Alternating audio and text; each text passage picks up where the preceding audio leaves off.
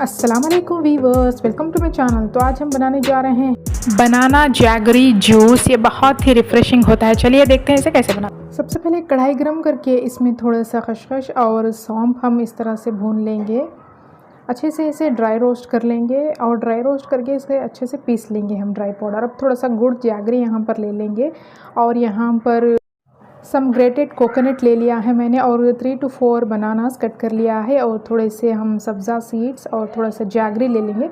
सबसे पहले तो जैगरी इसमें डालकर थोड़ा सा कोल्ड वाटर डालकर इसमें सब्ज़ा सीड जो कि हमने भिगो कर रखा हुआ था 3 टेबलस्पून वो ऐड करेंगे। वो हमारा भुना हुआ मसाला सौंफ वगैरह डाला है और यहाँ पर ग्रेटेड कोकोनट मैंने फ्रेश कोकोनट ले लिया है। 3 to 4 बनाना चॉप किए हुए इस तरह से हमने इसमें ऐड कर लिया और थोड़ा सा पानी ज़रूरत पड़े तो फिर इसमें ऐड कर लेंगे कोल्ड वाटर या आप रूम टेम्परेचर वाला भी पानी ले सकते हैं। इसे अच्छे से इस तरह से मिक्स कर लेंगे ताकि सभी मसाले इसमें सभी इंग्रेडिएंट्स इसमें अच्छे से मिल जाए।